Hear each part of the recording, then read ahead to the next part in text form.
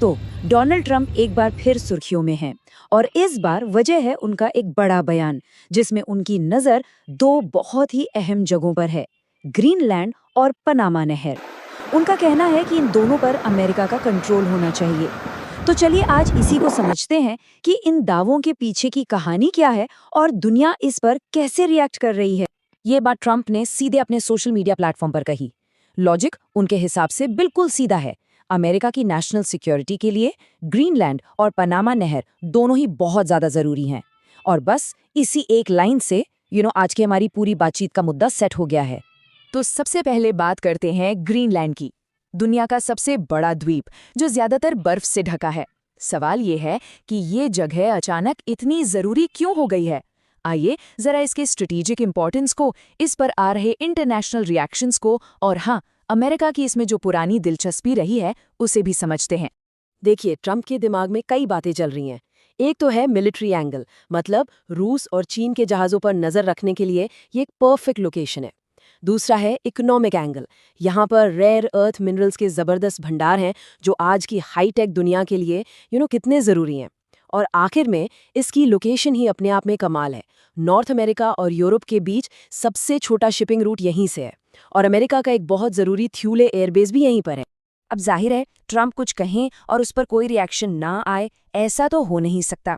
तो सवाल ये उठता है कि खुद ग्रीनलैंड और डेनमार्क जिसके अंडर ये आता है, उन्होंने इस पर क्या कहा। और उनका जवाब कहना पड़ेगा बहुत ही साफ और कड़ा था। ग्रीनलैंड की तरफ से जवाब आया और जवाब बहुत ही सीधा और सपाट था। वहां के प्रधानमंत्री म्यूट एदागा ने कहा, हम बिकाऊ नहीं हैं और हम कभी भी बिकाऊ नहीं होंगे। उन्होंने ये भी जोड़ा कि उन्हें अपनी आज़ादी के लिए किया गया लंबा संघर्ष याद रखना चाहिए। इसके बाद बारी आई डेनमार्क की प्रधानमंत्री मेटे फ्रेडरिक्सन की और उन्होंने भी बात बिल्कुल साफ कर दी। उन्होंने कहा कि ग्रीनलैंड ग्रीनलैंडर्स का है और सिर्फ वहां के लोग ही अपना भविष्य तय कर सकते हैं। हाँ, साथ में उन्होंने ये भी जोड़ा कि नाटो के सहयोगी होने के नाते डेनमार्क को अमेरिका के साथ मिलकर काम करने की जरूरत। अच्छा, यहाँ एक चीज समझनी बहुत जरूरी है कि ग्रीनलैंड की पॉलिटिकल स्टेटस आखिर है क्या। ये कोई आज़ाद देश नहीं है, बल्कि डेनमार्क का एक ऑटोनमस, मतलब एक स्वशासी क्षेत्र है। सोचिए, 21 लाख स्क्वायर किलोमीटर का विशाल द्वीप और आबादी सिर्फ 57,000, और इसकी इकोनॉमी भी काफी हद तक डेनमार्क से मिलने वाली सब्सिडी पर ही चलती है। वैसे आपको बताऊं, ग्रीनलैंड पर अमेरिका की नज़र कोई आज की नहीं है। ये कहानी तो बहुत पुरानी है, 1860 के दशक की, जब प्रेसिडेंट एंड्रयू जॉनसन ने इसे खरीदने का आइडिया दिया था।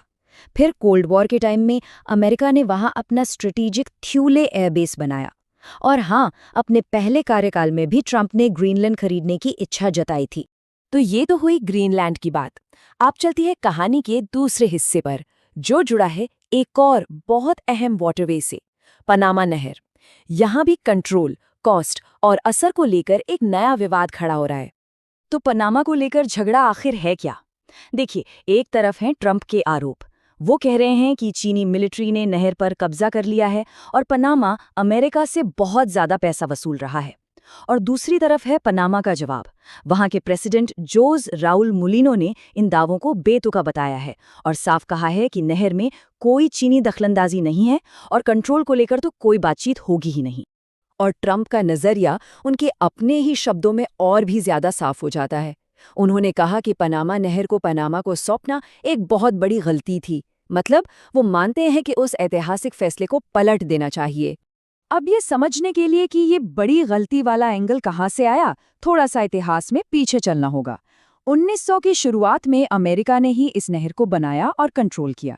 फिर 1977 में प्रेसिडेंट जिमी कार्टर ने इसे पनामा को वापस करने की ट्रीटी पर साइन किया और 1999 आते आते इसका पूरा कंट्रोल पनामा के पास चला। तो अब जरा जूम आउट करते हैं और बड़ी पिक्चर को देखते हैं, क्योंकि ये जो ग्रीनलैंड और पनामा की बातें हैं ना, ये अकेली नहीं है।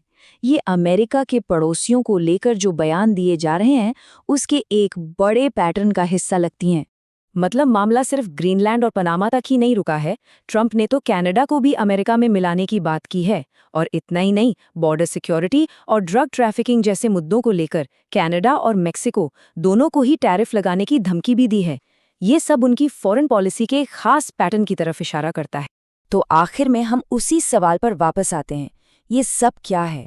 क्या ये सिर्फ बयानबाजी है या फिर ये अमेरिका के अपने पड़ोसियों के साथ रिश्तों में एक बहुत बड़े बदलाव की आहट है? इसका जो भी जवाब होगा वो आने वाले वक्त में दुनिया की राजनीति की दिशा जरूर तय करेगा।